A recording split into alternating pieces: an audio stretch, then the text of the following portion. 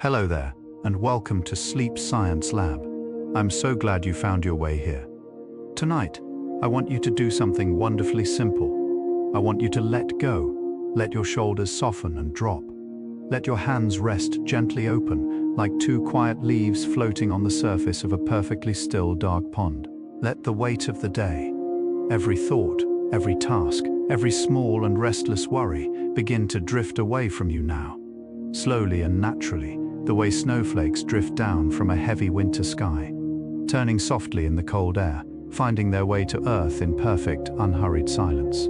Because tonight we are going somewhere very far away, somewhere high above the noise of the waking world, where the air is thin and cold and wonderfully clean, and the mountains rise like ancient sleeping giants into a sky full of stars. We are going to the roof of the world, to the snow-dusted ridges and blue-shadowed valleys of Central Asia, where one of the most mysterious, most beautiful, most quietly extraordinary creatures that has ever walked upon this earth has made its home for thousands of peaceful years.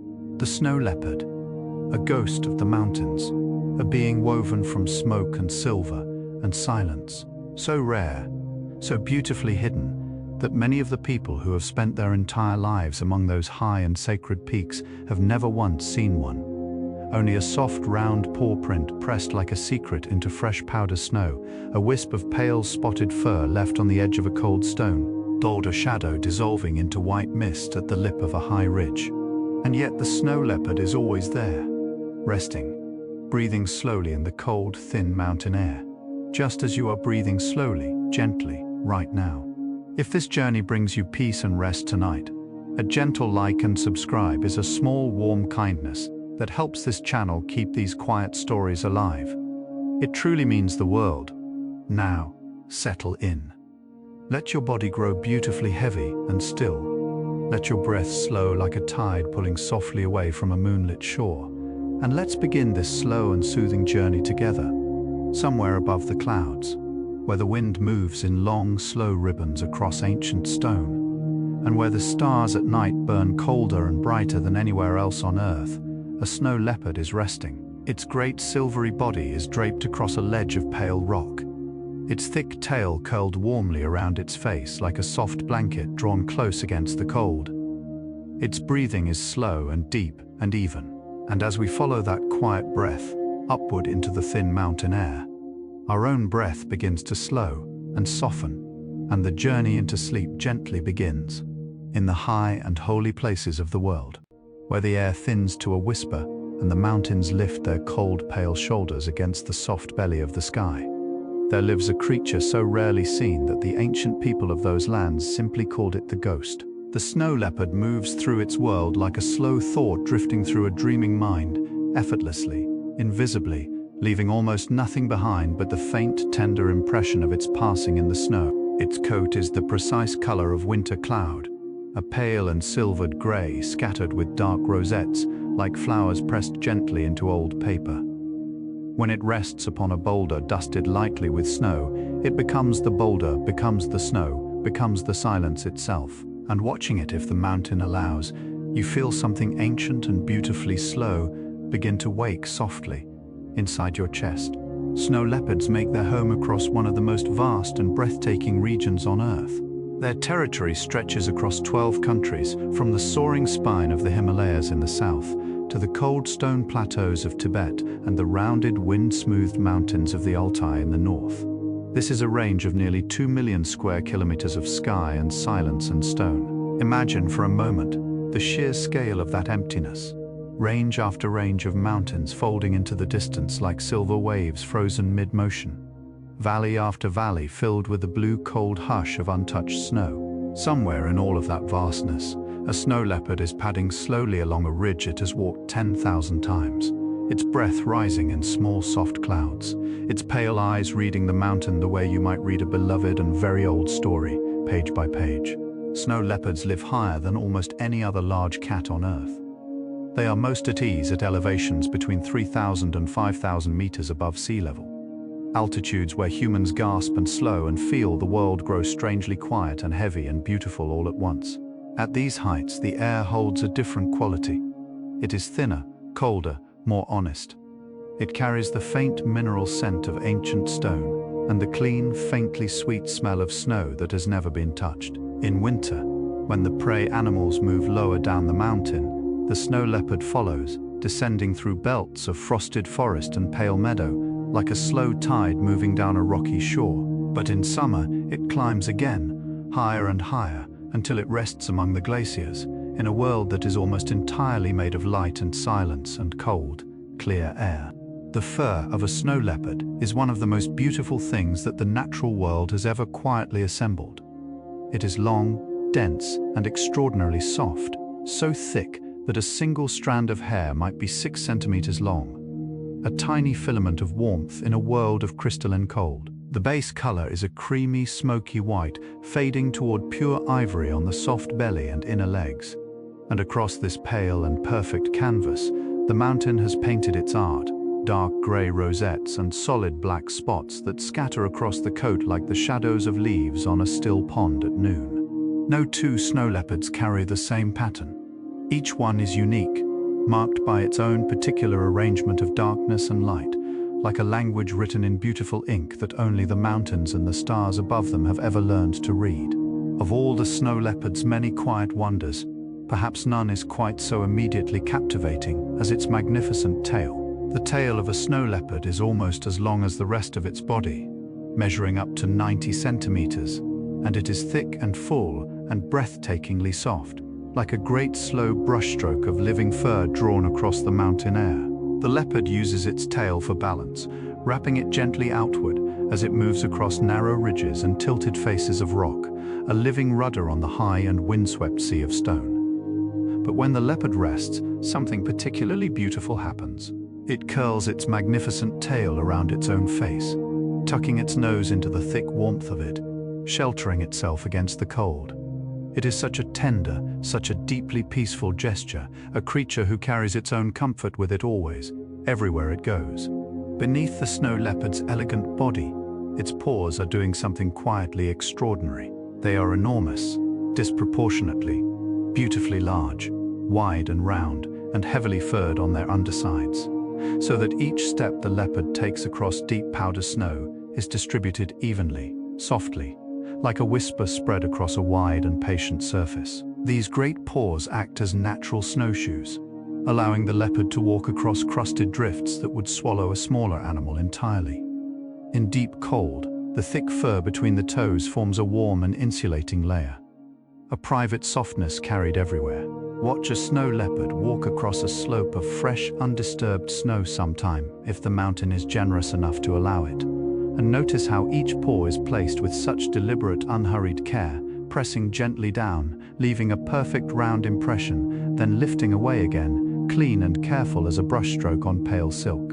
The eyes of a snow leopard are pale and luminous, and entirely arresting, a color somewhere between winter smoke and shallow glacier water, green fading into gray, fading into something that has no name in ordinary language. In bright daylight, the pupils narrow to fine, precise vertical slits, conserving the brilliance of the high-altitude sun. But at dawn, and at dusk, and in the long blue darkness of a mountain night, those pupils open wide, vast and liquid and extraordinarily sensitive, gathering every last particle of available light, reading the mountain's shadows with a fluency no human eye could ever match. When a snow leopard turns its pale gaze toward you and holds it there for a long, unhurried moment, you feel something ancient and quietly electric move through you. It is not a threatening feeling. It is something closer to recognition, as if a very old and patient part of the world has simply noticed that you are here. Unlike nearly every other large cat in the world, the snow leopard cannot roar. It lacks the specialized laryngeal anatomy that allows lions and tigers to send their voices rolling across the savanna like thunder.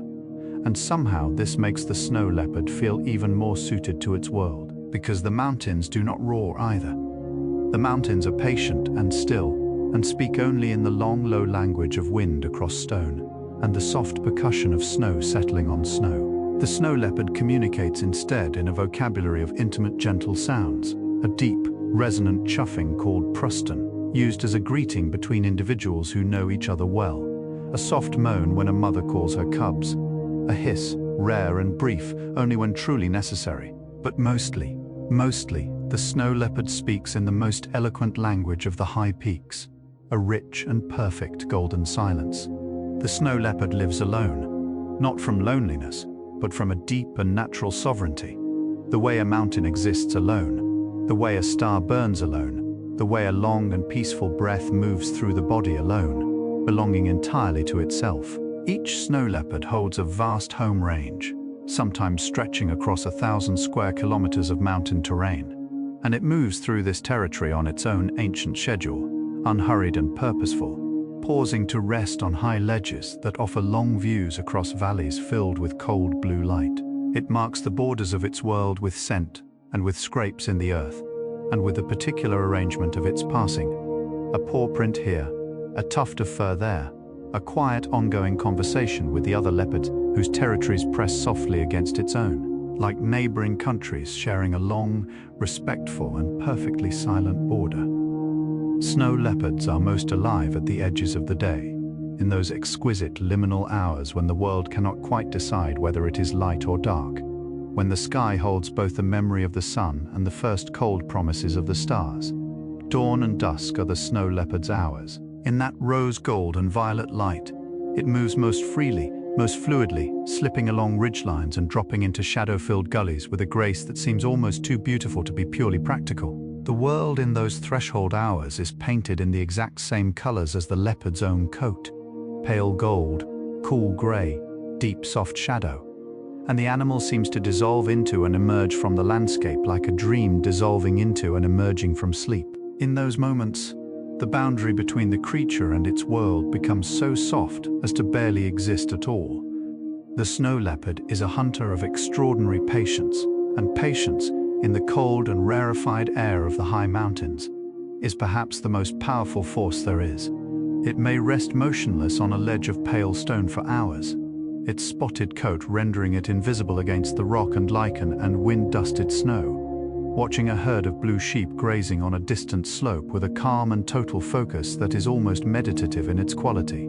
There is no agitation in this waiting, no restlessness, only a deep, warm, coiled attentiveness, the way a river beneath winter ice holds still and silent, but carries within it an enormous and unhurried power. When the moment arrives, it arrives naturally, without force, and the leopard flows down the mountainside in a long, liquid rush of muscle and momentum, as inevitable and as graceful as an avalanche of silk. Among all of the snow leopard's physical gifts, perhaps its most breathtaking is its capacity for leaping. A snow leopard can jump horizontally up to 9 meters in a single bound, roughly the length of a city bus, sailing through the thin mountain air, with its great tail streaming out behind it like a banner of smoke, its body stretched to its full and magnificent length, its enormous paws reaching forward to receive the landing with a softness that seems to defy the physics of the fall. It can also leap vertically, dropping from high ledges down onto prey below, falling 6 meters or more with perfect control, absorbing the impact across those wide, cushioned paws and heavy, flexible spine as effortlessly as a leaf settling onto the surface of a deep, still pool. To watch it leap is to understand that the mountain made this animal specifically, precisely for this world. The snow leopard's most important prey animal is the baral, known more poetically as the blue sheep, a beautiful, stocky, silver-blue ungulate that grazes in herds across the high alpine meadows and rocky slopes of the Himalayas and Tibetan Plateau. The baral is exquisitely adapted to its world, with hooves that grip impossible angles of rock with quiet confidence, and a coat the color of slate and sage shadow that blends into the stone-studded hillsides it calls home. The relationship between the snow leopard and the blue sheep is one of the oldest, most elegant conversations in the natural world. Predator and prey locked in a slow, mutual dance of adaptation across millions of years of mountain time. Each has made the other more beautiful. Each has shaped the other's body and instinct and awareness, the way two rivers flowing side by side slowly sculpt the valley between them.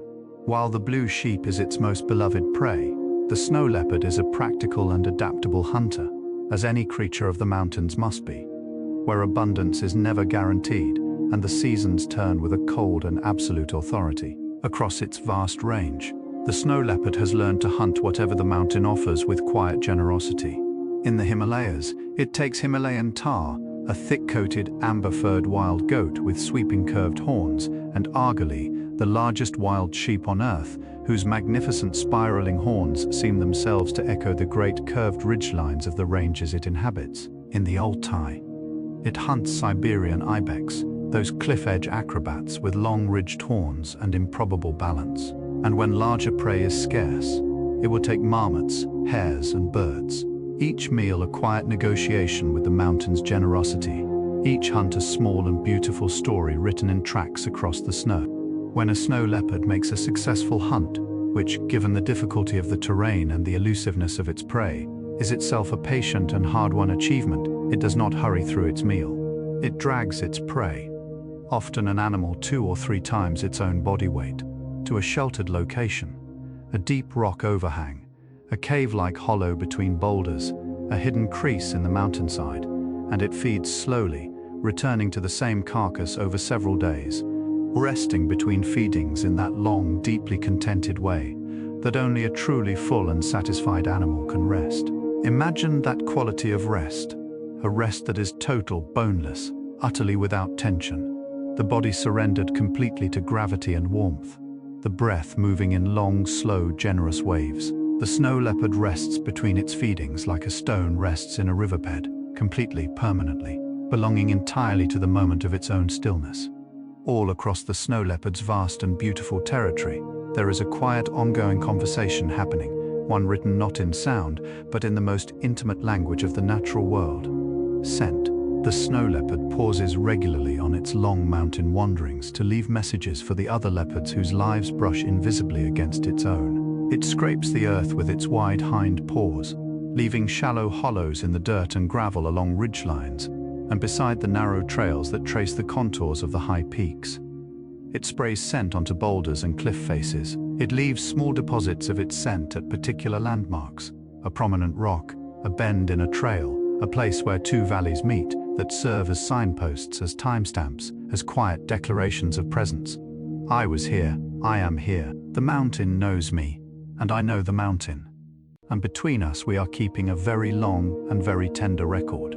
Each of the dark rosettes scattered across the snow leopard's pale coat is not simply beautiful. It is functional, purposeful, a piece of extraordinarily refined natural engineering. These open-centered rings of darkness, varying in size from small solid spots near the face and legs, to larger, more complex flower shapes along the back and flanks, break up the animal's outline against the endlessly varied texture of the mountain landscape. Against lichen-covered rock, they echo the random patterning of light and shadow. Against snow, they dissolve into the soft grey shadows left by drifting cloud. Against the golden grass of a high-altitude meadow in autumn, they become patches of shade beneath an invisible canopy. The leopard does not wear camouflage. It wears a coat that is in some deep and quietly miraculous way, made of the same visual language as its entire world, translated into fur, pressed gently and permanently into its living skin. When winter arrives in the high mountains, it does not arrive gradually. It arrives the way deep sleep sometimes arrives, all at once, completely, with a totality that leaves no room for argument or resistance. One morning the high passes are dusted with the season's first snow, pale and thin as a whispered suggestion. Within days, the suggestion becomes a statement, and within weeks, the whole upper mountain world is transformed into a landscape of such pure, aching whiteness that the sky and the earth seem to merge at the horizon into one seamless, soft, and breathtaking whole. The snow leopard moves through this transformation with absolute equanimity. It neither hastens nor resists. It simply adjusts, following the herds of burrell and tar as they descend to lower slopes, padding through knee-deep drifts with that unhurried, purposeful ease that is perhaps the most calming thing about this animal, its perfect, unshakable acceptance of the world exactly as it is. Imagine the mountain at midnight in the deepest weeks of winter. The temperature has dropped to 20 degrees below zero, and the air is so clear and cold it seems to ring faintly, like crystal, when the wind moves through it. The stars above are extraordinary, not the polite scattered stars of lower altitudes, but a vast and overwhelming multitude, crowded across the sky in rivers and clouds of cold fire, the Milky Way arching from horizon to horizon like a bridge made of frozen light. And somewhere on that midnight mountain, a snow leopard is awake. It sits at the edge of a high ledge, its great tail wrapped around its paws, its pale eyes open and quietly luminous, gazing out across a valley filled with blue moonlit shadow. It is not hunting, it is not restless, it is simply present, fully, completely, peacefully present, in the way that only a wild creature living entirely within its own perfect moment can truly be. In the deep shelter of a rock cave or a hidden hollow between great boulders, somewhere along a south-facing cliff, where the pale winter sun lingers a little longer than it does elsewhere on the mountain, a female snow leopard is preparing to give birth. She has chosen this place with great care, testing its shelter from wind, its concealment from other predators, its proximity to water, its quiet. She lines it with her own fur, pulling soft tufts loose and arranging them with her paws into a warm and gentle nest.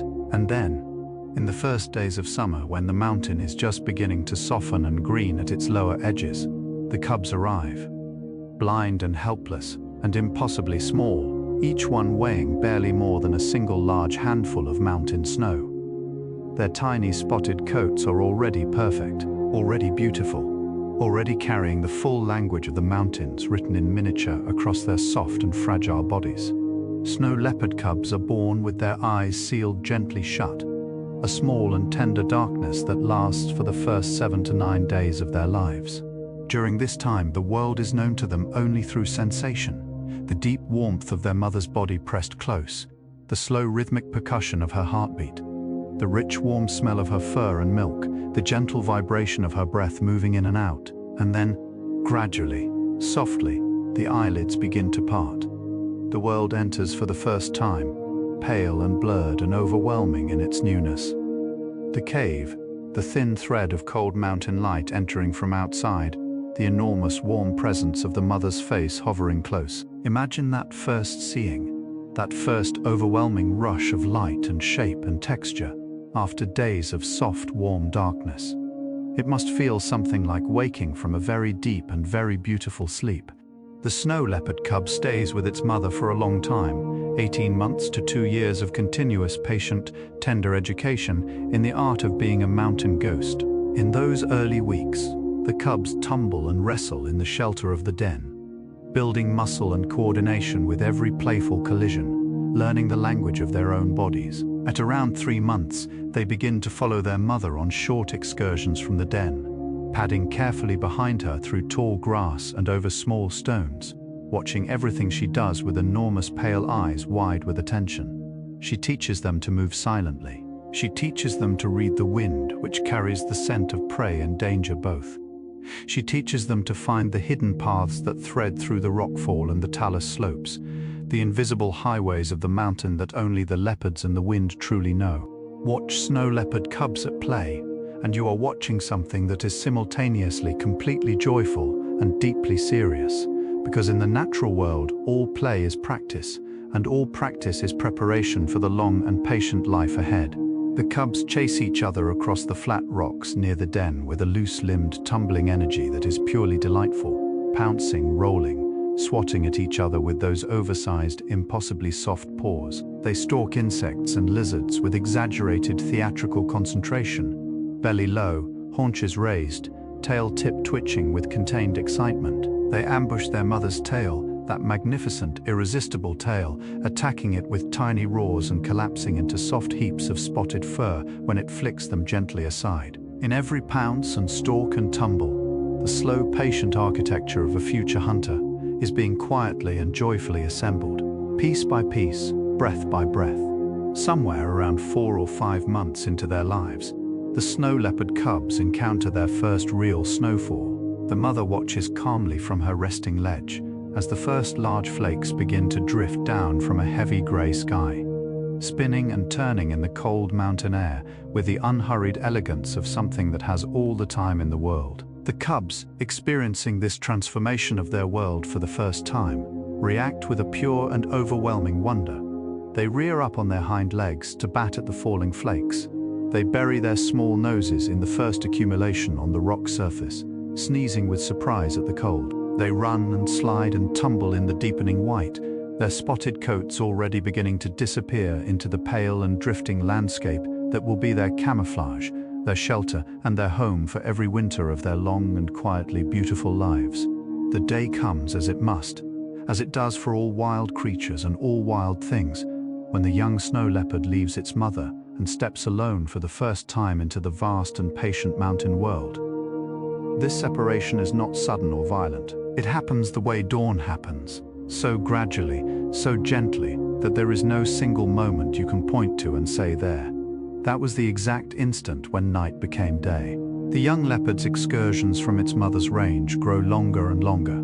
Its returns less and less frequent, until one season it simply does not return at all. It has found its own valley, its own ridgeline, its own particular arrangement of rocks and wind and shadow that fits the shape of its solitary life. And the mother, for her part, simply continues, moving through her own ancient territory, reading its familiar stones and trails, carrying everything she needs entirely within herself.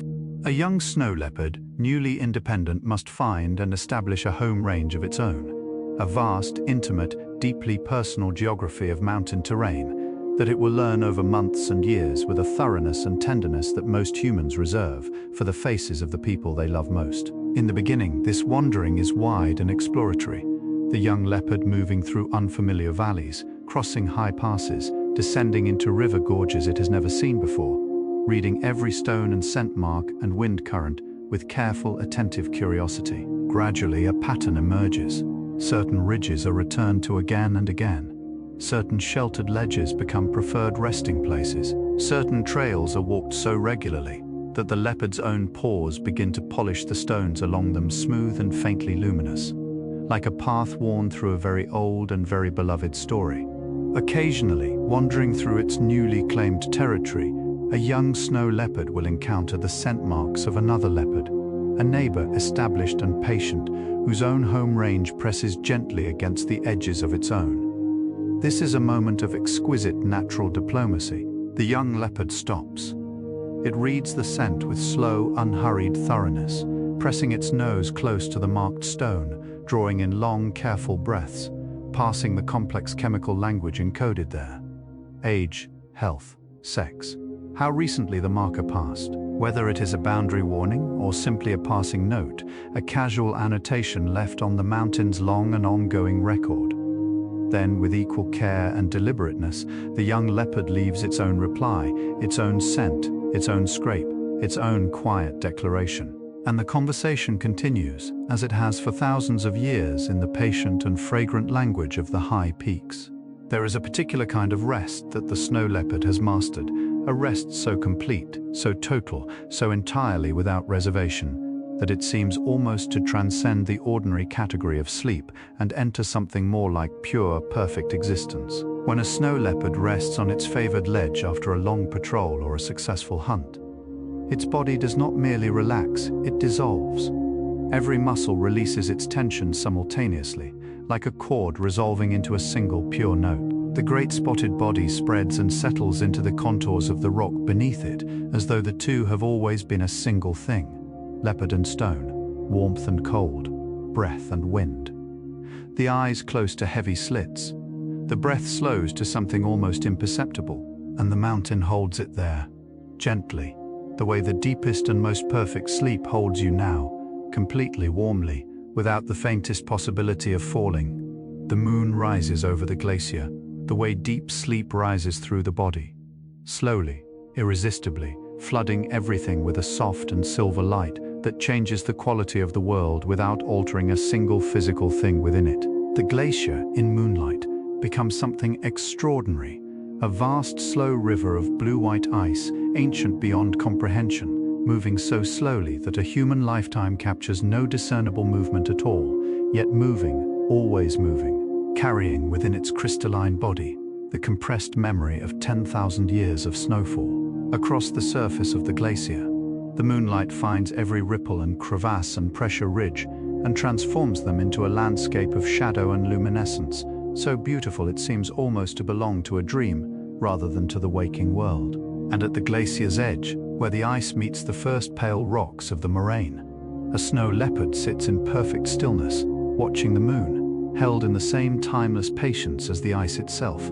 Snow falling in the high mountains in the deep of night makes a sound so quiet it can barely be called a sound at all, and yet it is there, if you are still enough to hear it, a faint collective whisper, like the softest possible rustling of the finest possible silk, as each flake settles onto its neighbors and the whole white surface of the mountain deepens by another imperceptible increment. The snow leopard, resting in its cave with its eyes closed and its breathing slow, is surrounded by this sound, wrapped in it, held by it, the way you are held right now by the gentle sound of this voice, and the soft and reassuring weight of your own blankets. Outside, the snow is covering everything with equal, generous, completely impartial softness.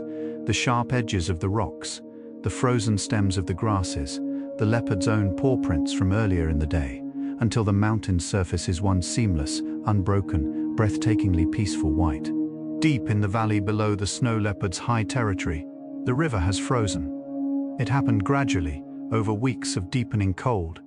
First, a thin skin of ice forming at the edges where the water moves most slowly, translucent and faintly blue, delicate as a whisper, then thickening, night by night, advancing toward the center of the current, until one morning the river's voice, that continuous, low, tumbling conversation it had been having with its own stones since the first snowmelt of spring, fell entirely silent. Now the river exists in a new and beautiful form, a long, pale ribbon of ice winding through the valley floor, its surface sculpted by the last movements of the water beneath it into gentle ripples and ridges that catch the winter light and hold it, glowing, like the memory of motion preserved in the most patient and transparent of all possible materials.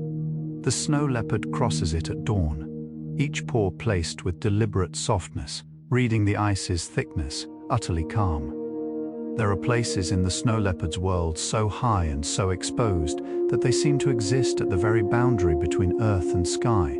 High mountain passes where the wind never fully stops, where the snow is packed hard and blue-white by that constant moving air, where the horizon in every direction is nothing but the serrated silhouettes of peaks rising into a sky of such deep, clear, uncompromising blue that it seems almost to have a physical weight, pressing down on the tops of the mountains with a clean and gorgeous severity. The snow leopard moves through these passes with complete composure, its body low and fluid against the wind, its wide paws gripping the compacted snow with quiet confidence, its thick tail streaming out behind it like a long, slow flag, acknowledging the wind's enormous, indifferent authority.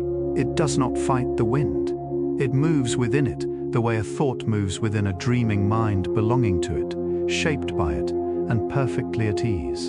In the entire animal kingdom, it would be difficult to find a more perfect embodiment of patience than the snow leopard waiting on a mountainside. It can remain motionless, truly, completely, deeply motionless, for 4 and 5 and 6 hours at a time, watching a distant slope where prey animals are grazing, its pale eyes making minute, continuous adjustments, tracking movement with a precision and serenity that has no anxiety in it whatsoever. This is not the tense, coiled stillness of suppressed urgency. This is something far deeper and more beautiful, a stillness that is itself a form of being, a way of existing in the world that is so complete and so self-sufficient that waiting and living become indistinguishable from one another. The leopard does not experience those hours as hours. It experiences them as one long, unbroken, richly textured present moment, and in that patient, luminous present, it is entirely, perfectly, completely alive. There is a particular hour of the mountain night, sometime between midnight and the first pale intimation of dawn, when the stars and the snow leopard's coat seem to belong to the same language. The rosettes scattered across the leopard's pale fur, dark and irregular and endlessly varied, echo the pattern of stars scattered across the dark vault of the mountain sky, both random and yet somehow ordered, both individual and yet clearly part of one vast and beautiful whole. A snow leopard lying on a dark rock ledge at this hour, its body relaxed, and its gaze drifting upward toward those cold and brilliant lights, seems less like a separate creature and more like a reflection, the sky's own pattern mirrored back at it from the warm, breathing, ulgently rising and falling surface of one extraordinarily beautiful animal. In these moments, the boundary between the wild creature and the wild universe it inhabits softens to something barely worth naming. and the mountain holds them both, equally in its ancient and unhurried embrace. Across the entire vast sweep of the snow leopard's range, across all 12 of those countries, to cross all those millions of square kilometers of mountain and plateau and high cold valley. There are estimated to be somewhere between 4,000 and 6,500 snow leopards remaining in the wild. Hold that number gently in your mind for a moment. 4,000. In all that immensity of mountain terrain, in all that ancient and spectacular landscape. 4,000 pale and spotted presences moving quietly through the cold, each one carrying its own particular arrangement of rosettes, its own home range, its own slow and sovereign life. It is a number that asks something of us. Not urgency, not alarm, but a quiet and deepening attention. A willingness to value what is rare and irreplaceable and beautiful. The way we value the particular quality of light at the very last moment of a clear and perfect day, precisely because we know it will not come again in exactly this form. All across the snow leopard's range, in remote villages pressed against the feet of enormous mountains, in research stations equipped with camera traps and satellite collars and years of patient observation, old in international offices where maps of leopard corridors are drawn and redrawn with growing understanding.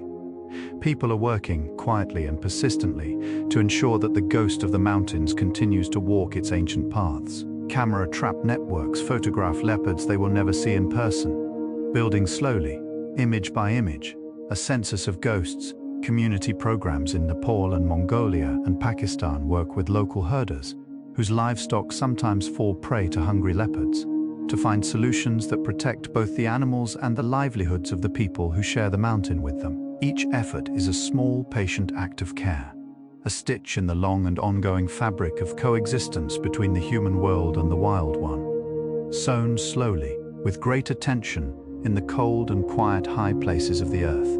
One of the most extraordinary windows into the snow leopard's secret life has been opened, not by human eyes, but by the patient, tireless, completely unjudging eye of the camera trap, a motion-sensitive camera mounted on a rock face or a narrow trail and left there for months, quietly waiting in the cold. The images these cameras return are often breathtaking in their intimacy. A snow leopard pausing directly before the lens at midnight, its pale eyes catching the infrared flash and glowing like two small moons in the darkness. A mother and two cubs walking single file along a ridge at dawn, the cubs' tails raised like small fluffy flags of contentment. A male leopard stopping to sniff a scent mark with his eyes half closed, his face a portrait of absorbed and dreamy concentration. These images arrive like gifts from an unknowable world, small luminous rectangles of evidence that the ghost is real, that it walks, that it breathes, that it lives its quiet and magnificent life without us, and in its own way, in complete and perfect fullness.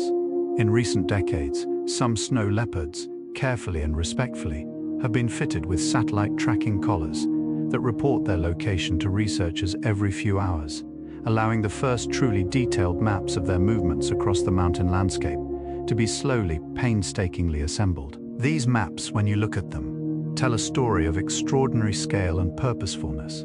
A single leopard might move 40 kilometers in a single night, crossing passes that human mountaineers would need ropes and crampons to navigate, descending into valleys and climbing back out the other side before dawn with a casualness that makes the mountains seem, from the leopard's perspective, simply like a very spacious and familiar room. The tracks trace the same routes again and again across the seasons. Preferred ridgelines, favored valleys, particular crossings, revealing a home range known with an intimacy and a thoroughness that is itself a form of deep and abiding love. We are halfway through our journey now, halfway through this long and slow and soothing passage through the world of the mountain ghost. And perhaps right now, you are halfway through your own journey into sleep. That beautiful middle country where the boundary between waking and dreaming has grown soft and permeable as morning mist, where thoughts arrive not as sharp, precise things, but as gentle shapes, drifting and dissolving, somewhere in the mountains, somewhere on a cold stone ledge under a sky impossibly full of stars. A snow leopard is also in its own halfway place, its eyes fully closed now, its breathing long and deep and slow, its great spotted body rising and falling with each breath in the same patient rhythm as the mountain's own slow exhalation of cold air into the waiting dark. You are breathing together, you and the leopard, slowly, gently, carried equally and without effort into the deep, warm country of rest. In the high valleys of Tibet and Nepal, the domestic yak moves through the landscape like a slow and ancient idea, massive shaggy steam rising from its great dark body in the cold morning air, its long curved horns sweeping wide and unhurried through the space around it.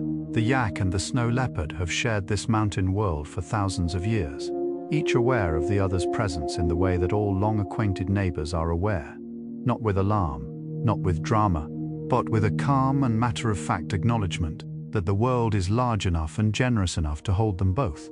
The yak herders who follow their animals through the high summer pastures leave their own quiet marks on the leopard's landscape. Stone corrals, smoldering dung fires, the faint sound of bells drifting up through the cold air, and the leopard, from its high ledge, watches all of this with the same patient, unhurried attention it gives to everything in its world. Across the cultures of Central Asia, in the oral traditions of Mongolian nomads, in the sacred stories of Tibetan Buddhist communities, in the folk wisdom of the mountain peoples of Kyrgyzstan and Pakistan and Bhutan, the snow leopard moves as something more than an animal. It moves as a symbol, a spirit, an embodiment of the mountain's own essential nature. In Mongolian tradition, the snow leopard, known as ibis, is one of the great spirit animals of the high peaks, a being of power and silence and sacred remoteness. In Tibetan iconography, it appears alongside the mountains themselves as a guardian of high and holy places. These traditions arose not from mythology in the dismissive sense, but from thousands of years of intimate coexistence, from generations of people who lived close to the mountain and watched it carefully, and understood, in their quiet and observant way, that some creatures are not merely animals but are, in some deep sense, the mountain's own dreaming made visible and warm and alive. High in the mountains, where geological forces have pushed ancient seabeds skyward, and the rock is rich with minerals deposited by oceans that existed before memory, there are springs that seep up through the stone and run thin and clear, and extraordinarily cold across the surface of the high alpine meadows. These mineral springs attract animals from great distances. Baral and ibex come to lick the mineral-rich stones around them, supplementing the sparse nutrition of the high-altitude grasses with the slow chemistry of the mountain's own deep interior. And the snow leopard knows these springs. It visits them not only as hunting grounds, but seemingly for their own sake, pausing to drink from the cold, clear water with the same slow, complete attention it brings to everything it does, lapping in long, unhurried strokes while its ears rotate gently, reading the sounds of the mountain around it. There is something about an animal drinking, the complete surrender to simple need, the pure and uncomplicated present moment of thirst and its satisfaction, that is deeply, inexplicably calming to witness. The spine of a snow leopard is one of the most flexible in the entire cat family. A long, supple column of vertebrae connected by ligaments and muscles of extraordinary elasticity, capable of bending and twisting and extending in ways that make the leopard's movement across broken mountain terrain look less like locomotion and more like a kind of continuous flowing improvisation.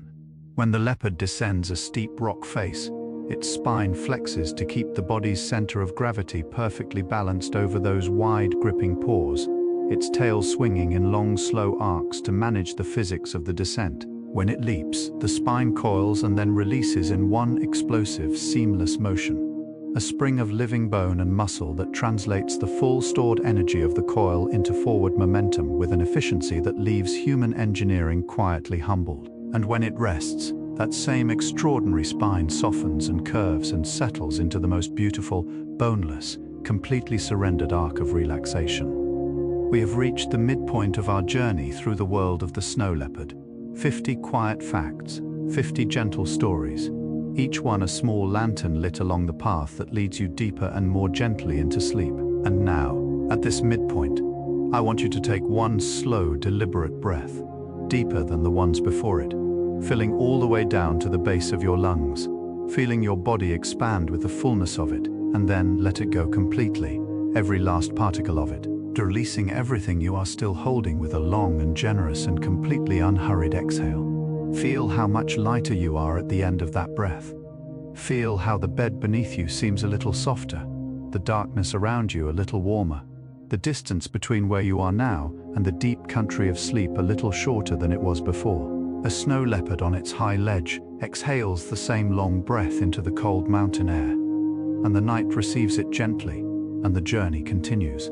The snow leopard's whiskers, those long, extraordinarily sensitive filaments of keratin that extend from either side of its broad, soft muzzle, are among the most refined sensory instruments in the entire animal kingdom. Each whisker is rooted in a follicle richly supplied with nerve endings, capable of detecting the most infinitesimal changes in air pressure, the faintest brush of contact with a surface, the subtle displacement of air that precedes the movement of another creature in close proximity.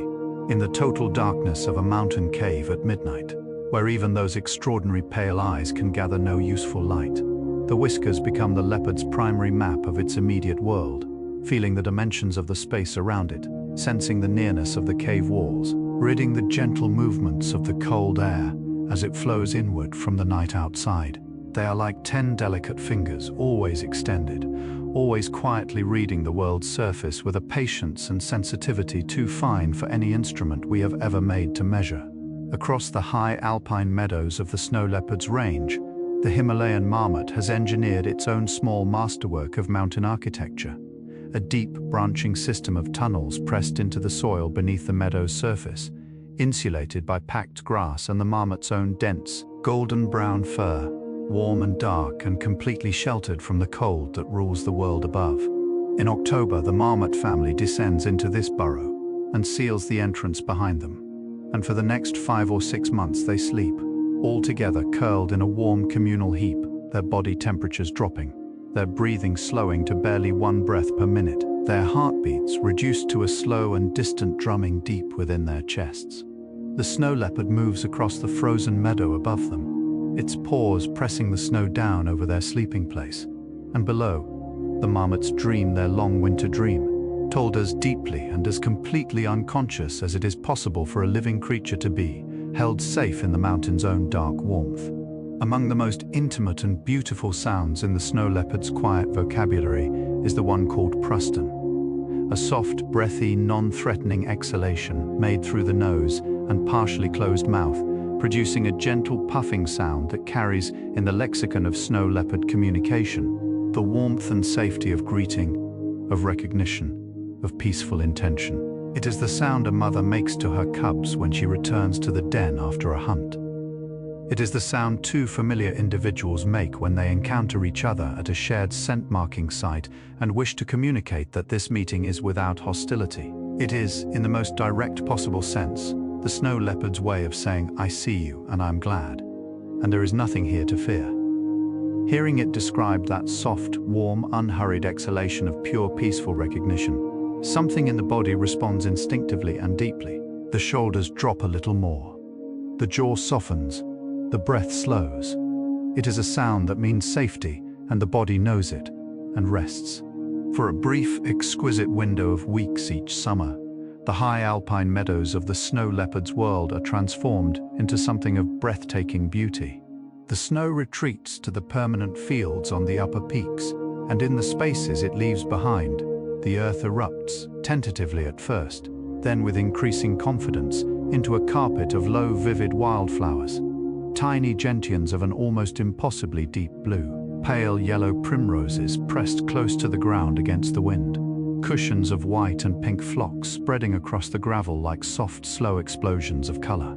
The snow leopard moves through this brief flowering with the same equanimity it brings to the snowbound months, pausing occasionally to sniff at a particularly interesting plant, its pale eyes moving across the riot of color with an expression of calm, collected interest, though noting with quiet approval that the mountain, as always, is doing exactly what the mountain does, moving through its cycles with a beauty and a regularity that needs no audience, and offers its gifts freely to anyone patient enough to simply be present and receive them.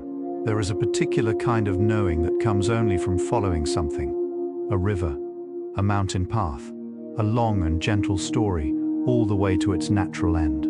The snowmelt that begins its journey on the high glaciers of the Himalayas and the Karakoram and the Altai does not know, as it seeps through the gravel of the moraine and gathers in the first small high-altitude streams, that it is beginning a journey of thousands of kilometers.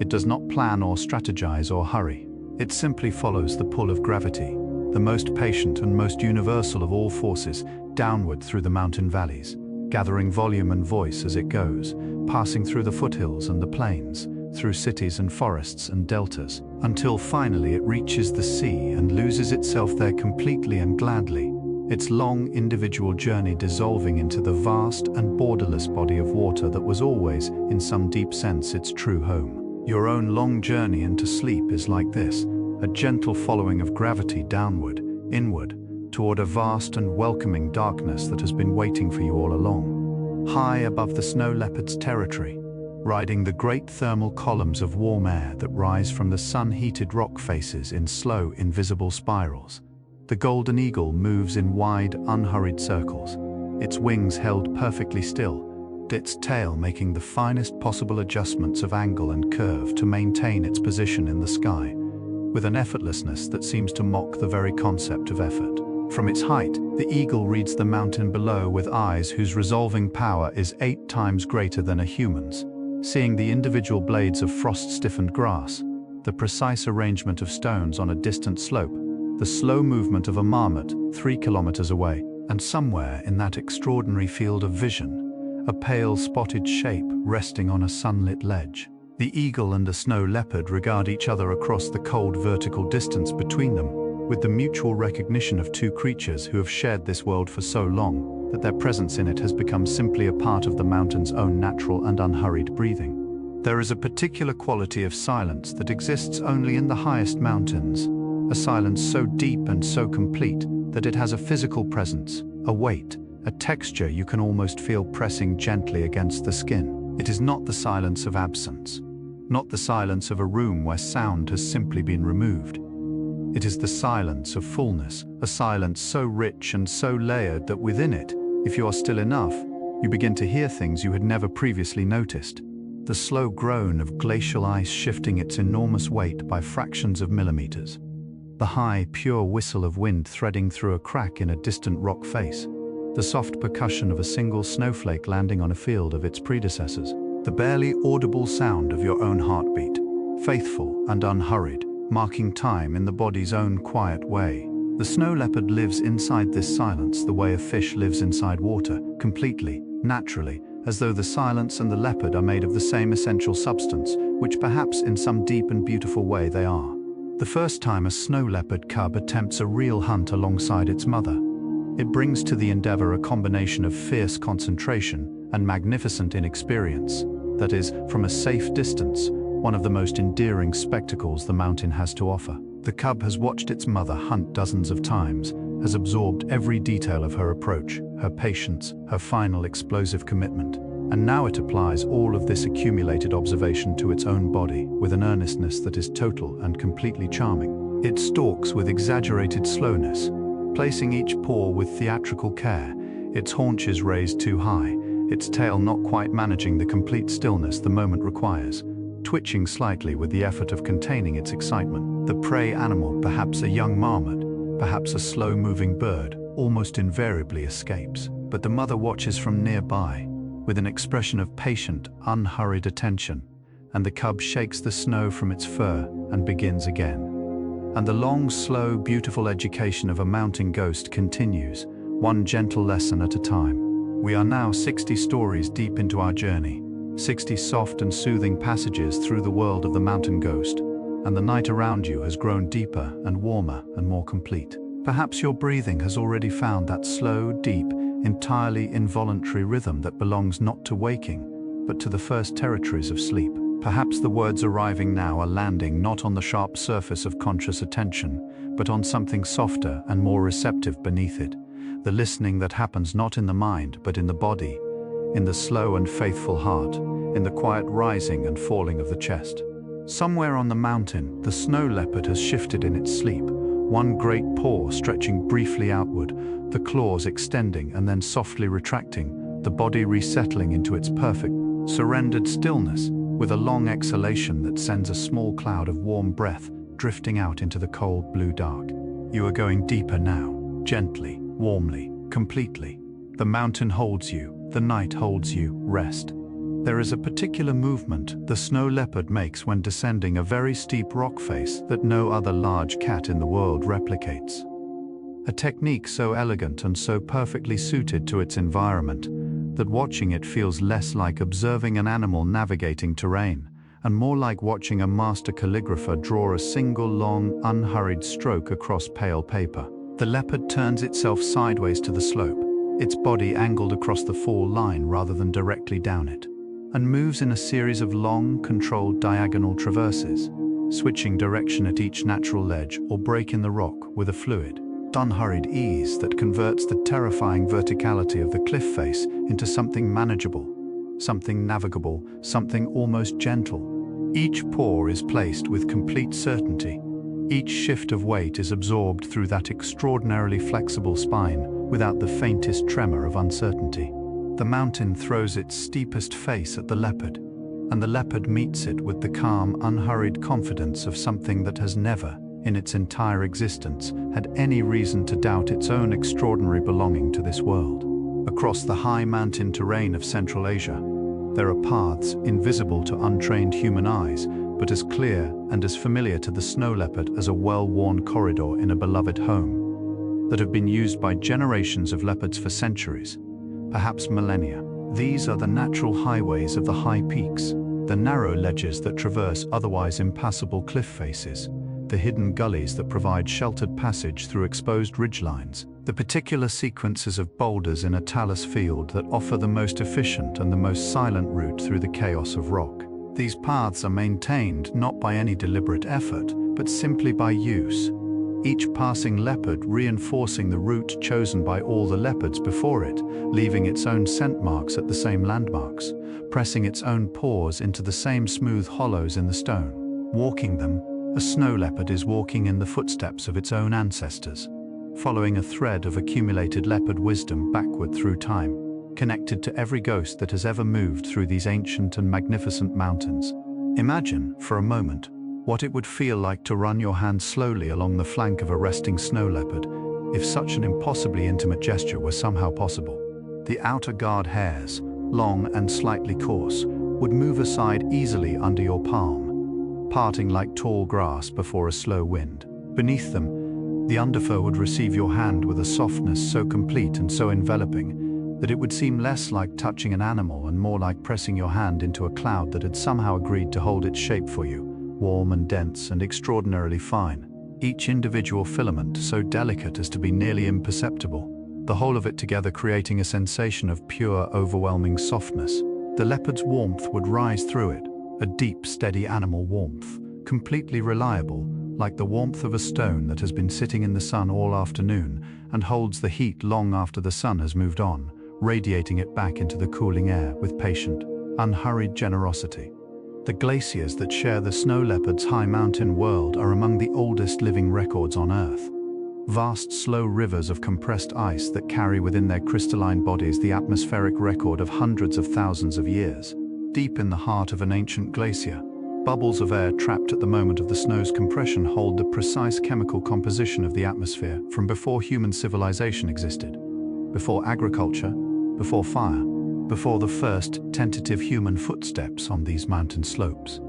The snow leopard has been walking across these glaciers for hundreds of thousands of years, its lineage stretching back through time alongside the ice itself. Both the leopard and the glacier shaped by the same mountains, the same cold, the same slow and patient turning of the seasons. When a snow leopard crosses a glacier at dawn, its wide paws pressing gently into the ancient surface, it is walking across a record of time so vast and so complete that the entire span of human history fits within it, like a single quiet breath. In the mountain landscapes of Central Asia, the snow leopard and the wolf share their territory with the same quiet, mutually respectful awareness that characterizes all long-established coexistence between powerful and intelligent creatures. They are rarely in direct competition, the leopard preferring the steep, rocky, broken terrain of the high cliffs and boulder fields, the wolf ranging more freely across the open valleys and gentler slopes below.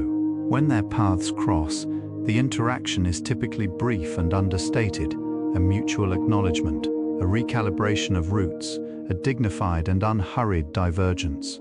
each continuing on its own trajectory through the mountain landscape without drama or prolonged attention. The wolf moves in its pack, its breath rising in synchronized clouds of steam in the cold morning air.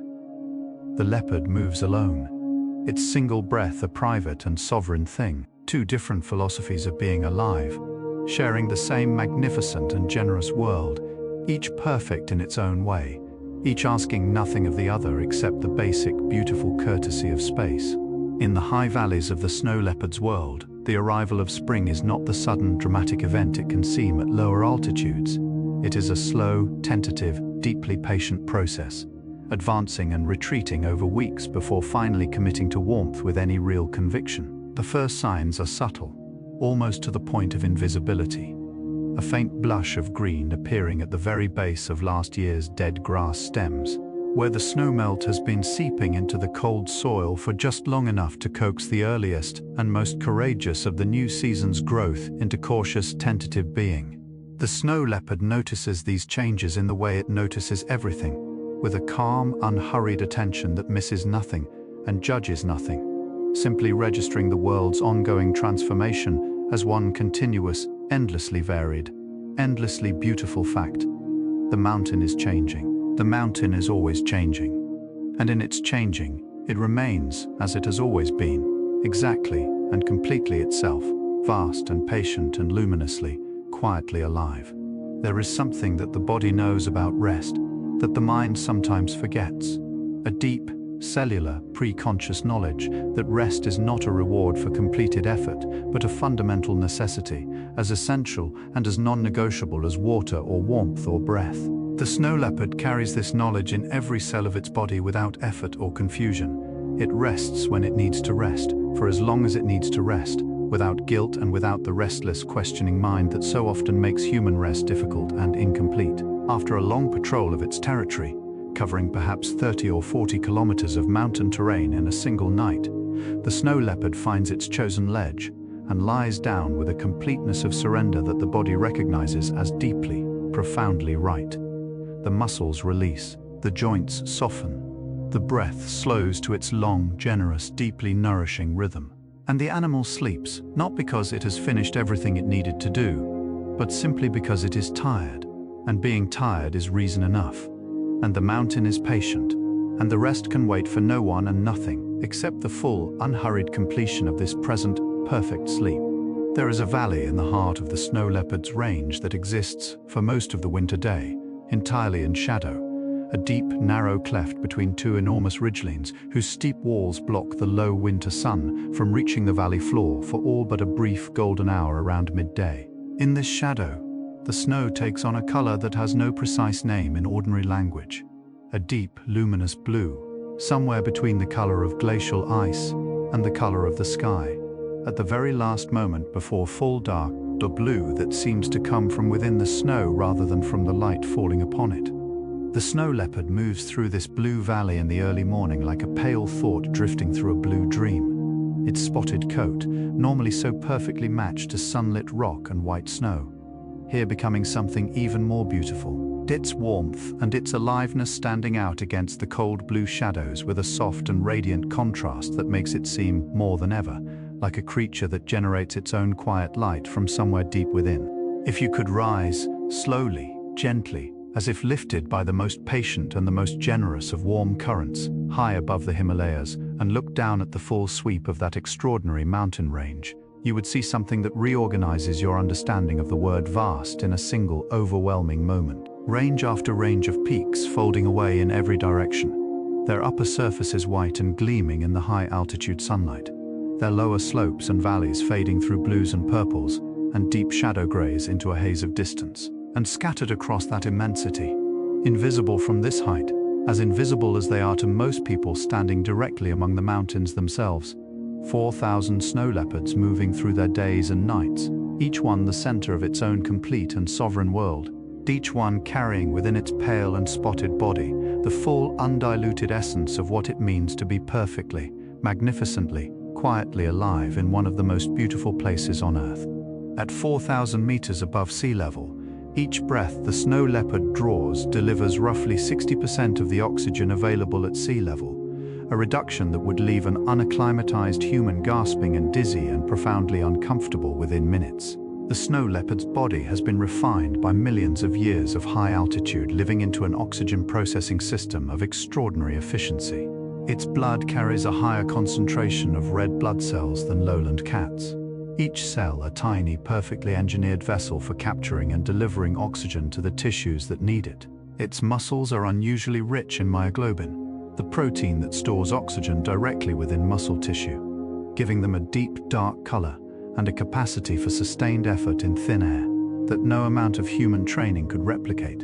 And its heart, that faithful, patient, rhythmically generous center of everything, beats with a slow and powerful authority, moving oxygen-rich blood through its body with a steady, unhurried efficiency that is itself a kind of quiet miracle, sustaining life and warmth and awareness in a world that offers its gifts only to those patient and well-adapted enough to receive them. Across the wide, wind-smoothed grasslands of the Tibetan Plateau, at the edges of the snow leopard's range, where the steep mountain terrain gradually softens into the vast, open, sky-dominated landscape of the high plateau, the Kiang moves in herds of sometimes hundreds of animals, their reddish-brown coats warm against the pale gold of the plateau grasses, their breath rising in unison on cold mornings like slow smoke from many small and peaceful fires.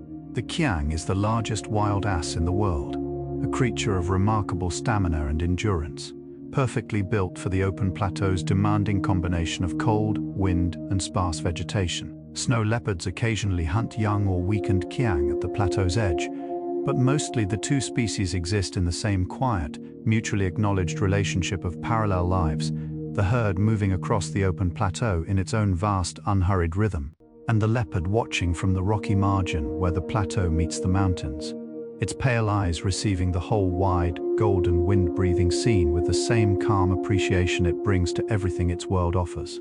We have traveled 3/4 of the way through our journey now. 75 soft stories told, 25 remaining, and perhaps the distance between where you are and the place of deepest sleep has grown so small as to be almost no distance at all. Perhaps the words are arriving now like snowflakes arriving on a still surface, each one landing so softly that you barely register the landing, only the slow, gentle, cumulative deepening of the quiet white layer that is gathering over every thought and every tension and every small remaining awareness of the waking world. The snow leopard on its mountain ledge has long since closed its eyes completely. Its breathing is the slowest and most beautiful thing happening on the entire mountain right now. Each inhale a long, warm gathering, each exhale a complete and generous release. The two together forming a rhythm so natural and so right that the mountain itself seems to breathe in time with it. And your own breath right now in this moment is finding that same slow, deep, utterly unhurried rhythm. In and out. In and out. Like the tide, like the wind, like the snow falling endlessly and perfectly and without the faintest need for anything to be any different from exactly what it is. Dusk in the high mountains is a slow and extraordinarily generous performance, a transformation of light so gradual and so layered that each individual stage of it is itself a complete and self-sufficient beauty, requiring no next stage to justify its existence. The direct sunlight leaves the valley floor first, retreating upward along the eastern slopes as the sun drops behind the western ridgeline, the shadow rising like a slow tide of blue and purple up through the rock and snow. The upper peaks hold the light longest, glowing first gold, then amber, then a deep and resonant rose that has no name precise enough to capture it, while below them the valley fills with a cool, luminous dusk that softens every edge and blurs every boundary and makes the whole mountain world feel, for those brief and exquisite minutes, like something glimpsed through half-closed eyes, like the world as it appears in the beautiful borderland between waking and dreaming, where everything is recognizable and yet transformed, familiar and yet suffused with a gentle, sourceless, completely inexplicable radiance. What does a snow leopard dream? No one can say with any certainty, and yet the question held gently in the mind as the leopard sleeps on its high ledge with its eyes moving faintly beneath their closed lids in the small rapid tremors of deep sleep, opens something warm and wondering in the imagination. Perhaps it dreams of running, of that long, fluid, gravity-defying rush down a mountain slope that is the fullest possible expression of its body's extraordinary gifts, the wind against its face. The mountain a blur of pale stone and white snow streaming past. Perhaps it dreams of the sun, of lying on a broad, warm, south-facing rock in the middle of a clear winter day, soaking the warmth deep into its bones with a completeness of contentment that no waking moment quite achieves. Perhaps it dreams simply of the mountain itself, the specific, intimate, completely known and beloved geography of its own home range, each ridge and valley and boulder field as familiar and as comforting as the feeling of a warm and trusted place where everything is exactly as it has always been, and everything is well, and rest is complete. In the depths of winter, the waterfalls that pour down the cliff faces of the snow leopard's mountain world are frozen into extraordinary sculptures. Vast curtains of ice, pale blue and white and faintly green, suspended in mid-fall with a completeness of stillness that seems almost impossible given the tremendous energy that created them. Where the water once fell in a continuous roar and spray, now there is only silence and the beautiful frozen record of that motion. Every ripple and ribbon and cascade preserved in ice with the precision of a very detailed and very patient artist working in the most transparent of all possible materials. The snow leopard moves past these frozen falls on its mountain patrols with a casual familiarity, pausing sometimes to investigate their base, where the ice meets the snow in a complex landscape of frozen spray and accumulated drift, sniffing the cold mineral air around them with interested, unhurried attention, then moving on, leaving the frozen waterfall to its own long winter stillness, its own patient waiting for the warmth that will in time release it back into its true and flowing nature. The darkness of a moonless mountain night is a different order of darkness than anything available at lower altitudes. A darkness so complete and so clear that it becomes, paradoxically, a kind of visibility, without the softening and scattering of light pollution. The darkness has a texture and a depth to it, a quality of being genuinely, profoundly, three-dimensionally dark. The darkness not as the absence of light, but as a presence in its own right, a vast and gentle and completely embracing thing. The snow leopard moves through this darkness with complete confidence, its extraordinary eyes gathering the faint luminescence of starlight and snowfields with a sensitivity that makes the dark mountain landscape as navigable as a sunlit one. And the darkness, for the leopard, is not a limitation but a gift, a privacy, a quietness, a softening of the world's demands into something manageable and serene. In the dark, the mountain belongs even more completely to the ghost that was made for it. And in your own darkness, right now, the night belongs entirely and generously to your sleep. In certain conditions of temperature and humidity on the high mountain slopes, the mountain itself seems to breathe long, slow exhalations of cold mist rising from the snow surface as the temperature drops toward dawn, drifting upward in thin, pale tendrils that curl and dissipate in the still air, with the unhurried beauty of incense smoke rising in a quiet room. This is the mountain's own version of breath, the slow exchange of moisture between the snowpack and the atmosphere, driven by the gentle physics of temperature and pressure, and the fundamental, unstoppable tendency of water to move, always and everywhere, toward its own most natural state. The snow leopard, resting on its ledge in the pre-dawn cold, is surrounded by these pale rising wisps of mountain breath, wreathed in them, held within them, its own warm breath, joining the mountain's cold exhalation in a shared atmosphere of rising mist and cold, clear air, and the first faint, bold, barely perceptible suggestion of the dawn that is still for now a long way away, and the night is still deep and full and perfectly, beautifully complete. When spring finally arrives with genuine conviction in the high mountains, when the snowmelt is running in earnest down every gully, and the first real warmth of the returning sun is reaching the south-facing slopes and softening the frozen soil into something dark and fragrant and alive, the snow leopard's territory undergoes a transformation so complete that it seems, briefly, like an entirely different world wearing the same geography in an entirely different season's clothing. The rocky slopes that were white and severe through the winter months now emerge from their snow cover stone by stone, each surface dark and wet and richly textured, catching the spring sunlight with a warmth that draws the leopard to sprawl upon them in long, luxurious, completely abandoned sunbathing sessions, its pale belly pressed to the warm rock, its eyes closed to narrow slits of contentment, its tail drifting slowly back and forth in the mild spring air, like a lazy pendulum marking the passage of a particularly beautiful and unhurried afternoon. All urgency dissolved, all tension released, the whole magnificent body given over completely to the simple, ancient, deeply satisfying pleasure of warmth.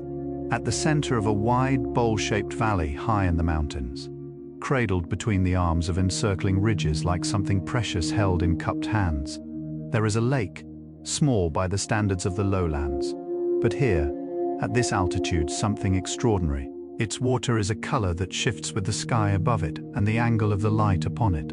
Turquoise in the morning, deep cobalt blue at midday, a still and pewter gray in the flat light before snow, and at sunset a mirror of rose and amber and the palest, most delicate possible lavender. In winter it freezes from the edges inward, the ice thickening and opacifying until the whole surface is a pale, featureless expanse of white that makes the lake indistinguishable from the snowfields surrounding it. The snow leopard crosses it confidently on its winter patrols, its wide paws spreading its weight across the thick ice, moving in that characteristic unhurried, perfectly placed gait across the frozen surface of the hidden water, carrying its quiet sovereignty over the mountain's most beautiful and secret places with the unassuming ease of something that has always simply belonged.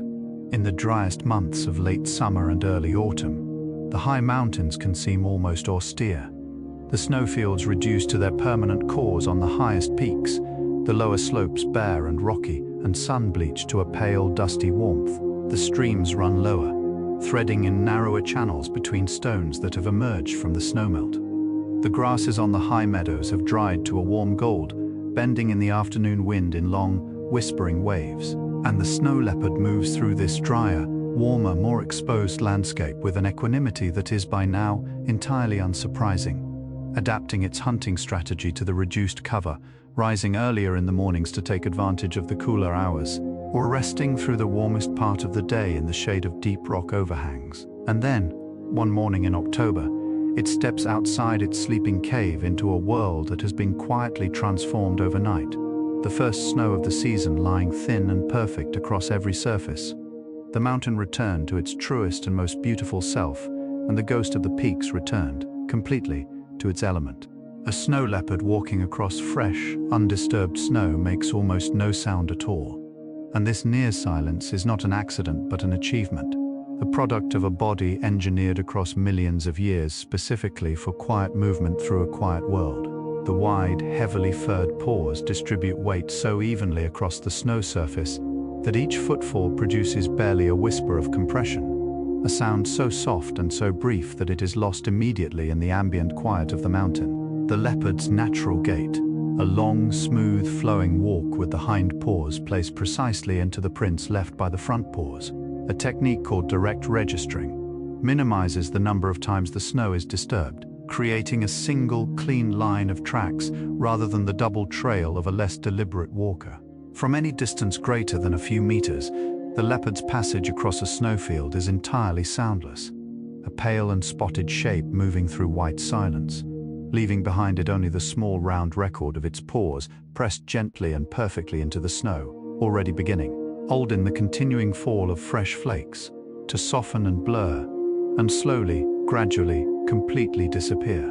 In the mythology of some of the mountain peoples of Central Asia, certain arrangements of stars in the winter sky are understood to represent the snow leopard, a celestial leopard moving across the dark heavens on its own eternal and unhurried patrol.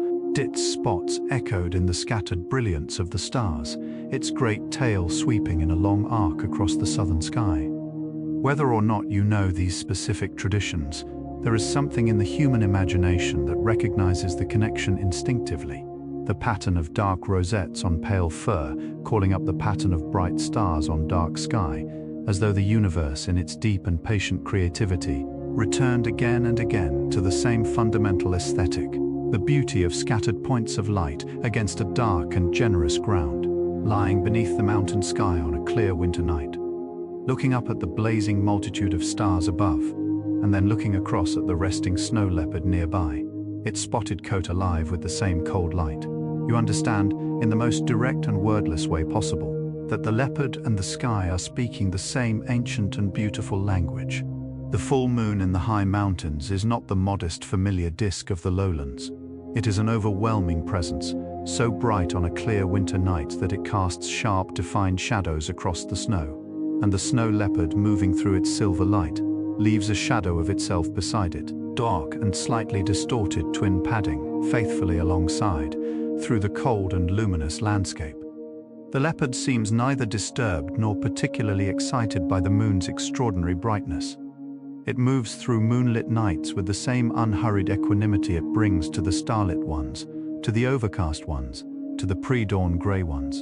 The moon is simply another quality of the night, another texture of the mountain's ongoing and endlessly varied conversation with light. But watching the snow leopard move through full moonlight, its pale coat blazing silver, its dark rosettes deep as ink, its shadows stretching long and soft across the glowing snow, you see something so beautiful that it seems to reach past ordinary aesthetic appreciation and touch something older and deeper, something that simply knows, without needing to be told, that it is in the presence of one of the world's most quietly perfect things.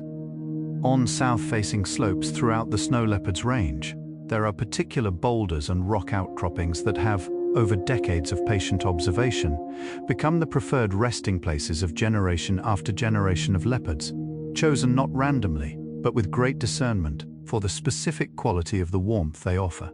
These rocks face the low winter sun at precisely the right angle to absorb its warmth most efficiently through the short mountain day, storing it in their dense stone bodies and releasing it slowly through the long cold night, so that a leopard resting upon them at any hour finds beneath its belly a warmth that seems disproportionate to the cold air surrounding it. A private, reliable, deeply comforting warmth that belongs specifically to this stone, this place, this particular arrangement of slope and aspect and geology. The leopard drapes itself across this warm stone with the boneless, total relaxation of something that has found exactly the right place in the world. The place where the body says yes, quietly and completely, without reservation, and simply, fully, gloriously rests. Snow falls in the high mountains with a patience and a generosity that feels, if you watch it long enough, almost intentional, as though the sky has made a considered and compassionate decision to cover everything with equal softness, toll round every sharp edge, and fill every hollow and blur every harsh distinction with the same white, gentle, completely impartial care. Each flake begins its life as a single water molecule attaching itself to a dust particle in a high cloud. And from that microscopic beginning, it grows outward in the six-fold symmetry that water molecules always choose when they crystallize. Each arm of the crystal branching and rebranching in response to the specific temperature and humidity conditions of its particular journey downward, so that no two flakes in the entire history of snowfall on Earth have ever been precisely identical. Every flake is a unique record of its own specific path through the atmosphere, a tiny autobiography written in ice. And all of them, falling together in their millions on a mountain night, create that most soothing and most sleep-inducing of all sounds, a silence so soft and so complete it feels like the whole world finally, gently giving itself permission to rest. There is a moment, at the very end of each clear mountain day, when the last direct sunlight lingers on the very highest peak visible from the snow leopard's favorite ledge, a single, final point of warm gold light burning at the summit, while everything below it has already surrendered to the blue and purple of the gathering dusk. This last light on the peak lasts only minutes, sometimes only seconds, before it too is extinguished, and the whole mountain world passes together into the equal, democratic, deeply restful darkness of the mountain night. The snow leopard watches this last light from its ledge with the same unhurried attention it brings to everything, neither hastening it nor mourning its passing, simply receiving it fully for exactly as long as it lasts, then releasing it completely when it goes. There is a lesson in this that goes beyond what any words can quite reach. Something about receiving beauty without grasping it, about allowing endings without resistance, about the deep and spacious peace that becomes available when we stop insisting that the light stay, and instead allow the dark to come, and trust it, and rest within it, as the snow leopard rests, completely and without reservation, in the wide and patient arms of the mountain night. Astronomers estimate that the observable universe contains somewhere in the region of 2 trillion galaxies, each one a vast collection of hundreds of billions of stars, each star a sun of its own, many of them orbited by their own planets, some of those planets perhaps carrying their own mountains, their own cold and ancient stone, their own thin atmospheres of clean and honest air. The number is so large as to be essentially meaningless to the human mind.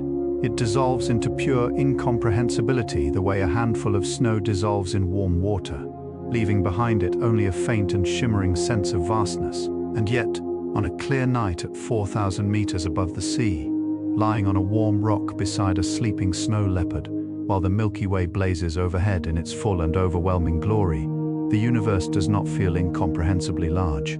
It feels, somehow, impossibly, irrationally, completely like home. Like a place you have always known.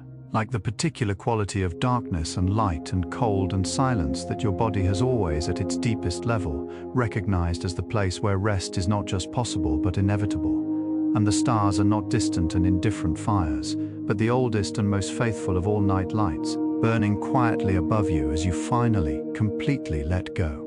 Occasionally, in the drowsy warmth of a sun-filled afternoon on its favorite ledge, the snow leopard yawns. And this yawn is, in its own quiet way, one of the most magnificent things the mountain has to offer. The great jaws open slowly, impossibly wide, revealing the full pink interior of the mouth, and the 4 long, curved, ivory-white canine teeth, each one a perfect tool, refined across millions of years into its current form of quiet, functional elegance. The tongue curls upward and backward in a long, pink, deeply satisfied arc. The eyes squeeze shut with the completeness of the yawn's total physical commitment. The ears flatten briefly. The whole face, for one extraordinary moment, is nothing but openness. Nothing but a pure, unguarded, completely involuntary expression of deep and perfect ease. And then it closes, slowly, the jaws settling back together with a soft finality, the eyes reopening to their usual half-lidded, warmly contented expression. The leopard resettling its head on its great paws with a small, satisfied exhalation. And perhaps right now, reading this, your own jaw has softened. Your own mouth has opened just slightly in sympathetic response, because a yawn described is a yawn shared. And shared yawns are one of the body's most ancient and most reliable invitations into deep and complete rest. Deep within the body of a glacier, in those zones where the ice has been compressed by the weight of the accumulated snowfall above it, into a density approaching that of solid crystal. The ice takes on a color of extraordinary depth and purity. It is blue, but a blue unlike any other blue in the natural world. A blue that seems to come not from the reflection of the sky above, but from something intrinsic to the ice itself, as though the compressed memory of all those centuries of snowfall has been distilled into pure color. Glaciologists explain this blue as the result of the ice's density absorbing the longer red wavelengths of light and transmitting only the shorter blue ones. A completely physical and utterly prosaic explanation that somehow does nothing whatsoever to diminish the profound and inexplicable beauty of the thing itself. The snow leopard, passing along the lateral moraine at the glacier's edge, moves through the blue light that radiates from the exposed ice face with the same complete and unself-conscious ease it brings to everything. The blue light moving across its pale spotted coat like a slow, cold, but breathtakingly beautiful shadow, and the leopard carrying it forward into the white mountain morning without comment, without pause, perfectly and entirely at peace.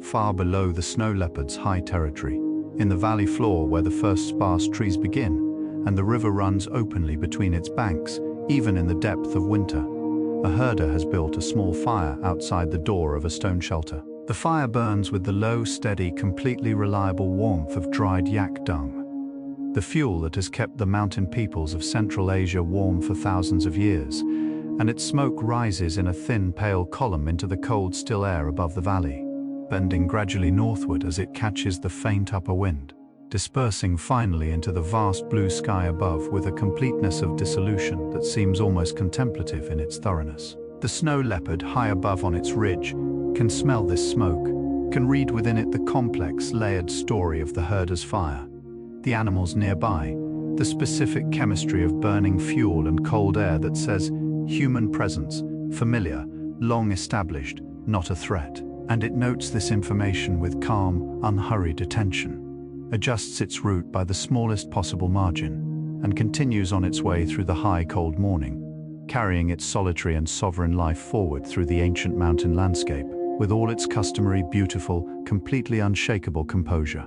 High above the permanent snowline, above the altitude where the summer's warmth is never quite sufficient to melt what the winter has laid down.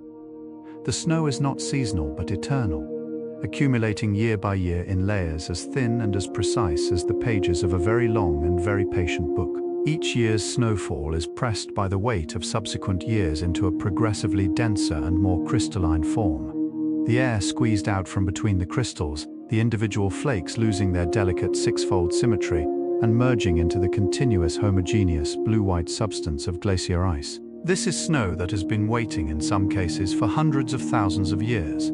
Snow that fell before any human being had ever looked at a mountain and wondered what lay beyond it. Snow that carries within its crystal lattice the compressed memory of ancient atmospheres, ancient temperatures, told ancient seasons of cold and warmth that rotated their slow way through time long before the first snow leopard ever pressed its wide and careful paws into the surface of a high mountain winter. And beneath that ancient snow, dreaming its own unimaginably long and patient dream, the mountain endures as it always has in the most perfect and most permanent of all possible rests. We have arrived, together, at the final approach, the last 5 stories of our journey through the world of the snow leopard, and the night around you now is deeper and more complete and more beautifully, unconditionally yours than it has been at any point since we began. Whatever small remaining threads of the waking world were still attached to your awareness when you first lay down and closed your eyes, and let this voice begin its slow work. Those threads have thinned now and frayed, and most of them have already dissolved entirely into the soft and generous darkness that has been rising through you, story by story, breath by breath, like the tide coming in on a wide and moonlit shore. The snow leopard on its ledge has not moved in hours. Its breathing is long and deep, and perfectly even. The mountain holds it with a completeness that asks nothing and offers everything, and the night, faithful and unhurried, continues its ancient and impeccable work, deepening the dark, softening the world, drawing every tired and trusting thing gently, inevitably, completely downward into the most natural and most necessary of all the body's many quiet gifts to itself.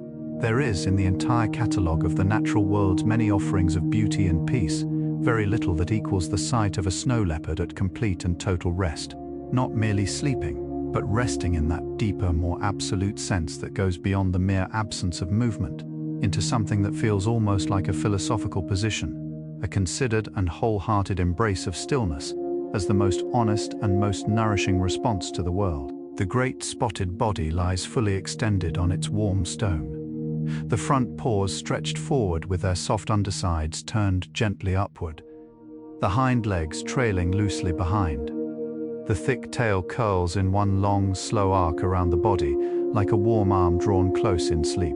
The face is buried deep in the soft fur of one folded paw, the eyes completely closed, the breathing so slow and so shallow that the rise and fall of the flanks is barely perceptible, just the faintest, most delicate pulse of life moving through the stillness, like the heartbeat of the mountain itself, quiet and faithful, and completely, permanently, unshakably at peace. The mountain keeps many things. It keeps the memory of ancient oceans in the limestone of its high cliffs, the compressed shells of creatures that lived and breathed in warm, shallow seas before the tectonic forces that would eventually raise these peaks had even begun their slow, enormous work. It keeps the record of every season in the layered ice of its glaciers. Every year, a thin, pale stratum of compressed winter laid down with the patience of something that measures time in millennia rather than moments. It keeps the stories of the people who have lived at its feet and moved through its passes and sheltered in its valleys across thousands of years of human presence, their stone walls and their ancient pathways and the terraced fields they carved with such labor into its lower slopes. And it keeps the snow leopard, holds it in its high and secret places with a tenderness and a completeness that feels almost parental, offering it shelter and prey and solitude and the specific irreplaceable beauty of a world made of stone and snow and silence. The mountain keeps everything it loves. And tonight, in its own patient and invisible way. The mountain is keeping you too, holding the space of your rest with the same unhurried, permanent, completely reliable care.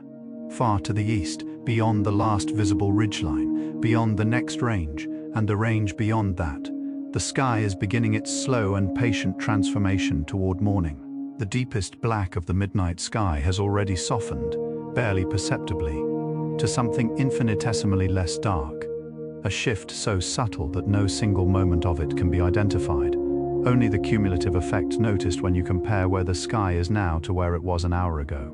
This is the dawn preparing itself, gathering its light from beyond the horizon with the unhurried deliberateness of something that has performed this same act every day since the Earth first began its rotation and has never once needed to hurry, because the light always arrives, always has, always will, with the perfect regularity of something operating on a schedule so ancient and so reliable that it has become indistinguishable from the nature of time itself. The snow leopard, somewhere on its mountain, senses this coming shift, some deep internal clock, noting the change in the quality of the dark, and stirs briefly, adjusting its position on its stone ledge with a slow and boneless ease, resettling, sighing a long, warm breath into the cold air, and returning immediately, completely to its deep and perfect sleep. The snow leopard asks nothing of us. It does not need our admiration, our wonder, our carefully written field notes, or our camera trap images, or our satellite collar data, though all of these things, offered with care and respect, may help to ensure its continuation in the world. It does not perform its beauty for any audience. It does not arrange itself on its mountain ledge with any awareness of being observed. It simply lives, moving through its vast and ancient territory with the same unhurried purpose it has always brought to the work of being alive, hunting when it needs to hunt, resting when it needs to rest, raising its cubs with patient and attentive care, marking its territory with the quiet, ongoing conversation of scent and scrape, watching the mountain change through its seasons with eyes that neither judge nor compare, but simply, openly, completely receive. The gift the snow leopard gives us is not anything it does deliberately. It is simply what it is, a living reminder that the world contains in its high and secret places a beauty and a stillness and a sovereignty, so complete and so unhurried that merely knowing it exists, merely holding the image of it, pole pale and spotted and perfectly still on its mountain ledge under a sky full of cold stars, is itself a form of rest and a form of healing and a form of grace. And now we have arrived, gently, slowly, completely, at the 100th and final story of our journey through the world of the mountain ghost. 100 soft passages through 100 facets of the snow leopard's quiet and magnificent life. And the night has done its work with perfect faithfulness, deepening around you story by story, breath by breath, until the world has narrowed to this, the warm weight of your body against the bed, the slow tide of your breathing, the soft and sourceless darkness behind your closed eyes, and somewhere far above in the cold and brilliant mountain world where our journey has unfolded, a snow leopard resting on a high pale ledge under a sky of 10,000 stars. Its breath rises in a small, slow cloud of warmth into the cold air above it. Its spotted coat rises and falls in the most patient and most beautiful rhythm in all the world. The mountain holds it, the night holds it. The stars, indifferent and magnificent and endlessly faithful, burn on above it in their ancient, unwavering light.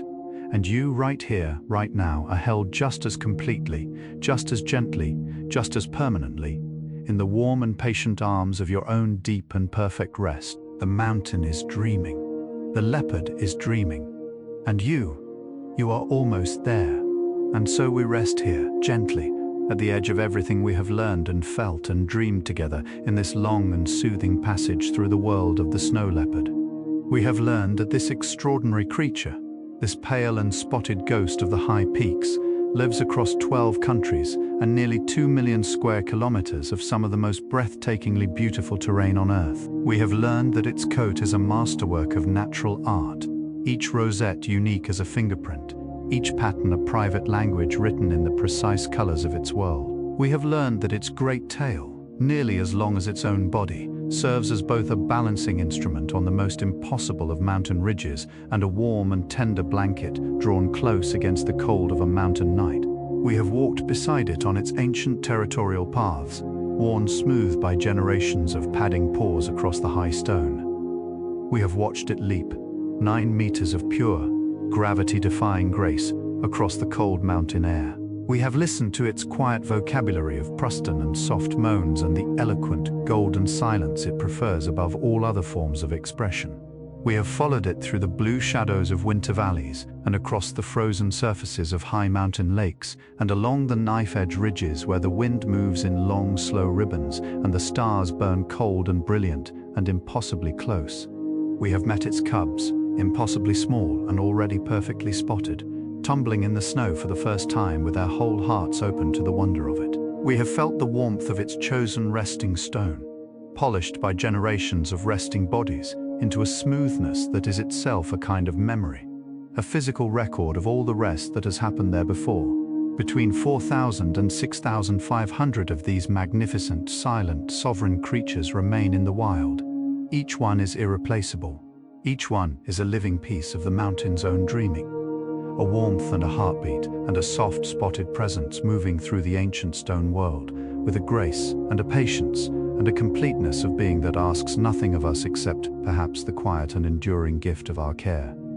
The snow leopard endures, the mountain endures, and in their enduring, they offer us something beyond words, a reminder that stillness is not emptiness, that silence is not absence, and that the most beautiful things in this world move most softly and rest most deeply and are known most fully only in the long, unhurried dark. And so, dear friend, we have come to the end of our long and soothing journey together, you and I, and the mountain and the ghost that walks it, all of us breathing slowly in the same quiet dark, all of us held in the same patient and generous night. I hope that somewhere in the telling of these 100 soft and gentle stories, you found the thing you came here looking for. Perhaps it was simply rest, the pure, uncomplicated, deeply necessary gift of a body finally allowed to be heavy and still and completely without obligation. Perhaps it was something quieter than that, a sense of the world expanding gently outward beyond the boundaries of your own particular day, into a vast and ancient landscape where the concerns of the waking world grow small and distant and blessedly unimportant, the way all things grow small when viewed from a sufficient height. The snow leopard is still there, right now, as these final words settle softly into the silence between us. Somewhere on a cold stone ledge above the clouds, above the tree line, above the reach of every noise and hurry and demand the waking world can make, a pale and spotted creature is breathing, slowly, deeply, its great tail curled around its face like a warm and private world drawn close, its eyes closed to the stars above it, its body given over completely to the stone beneath it and the cold air around it, and the long, faithful, completely reliable darkness of a mountain night that has been holding sleeping things in its arms since long before the first human voice ever spoke a word into it. You are held like that now, completely, warmly, without condition and without limit. Let the last of your thoughts drift away, like the last faint wisp of snow lifting from a high ridge in a gentle wind, rising, thinning, dissolving into the clean and open sky. Let your body be as heavy and as still as the mountain's own ancient stone. Let your breath be as slow and as deep and as unhurried as the snow leopard's breath, rising in one last soft cloud of warmth into the cold and brilliant and perfectly silent mountain night. You are safe. You are warm. You are held. Good night and sleep deeply.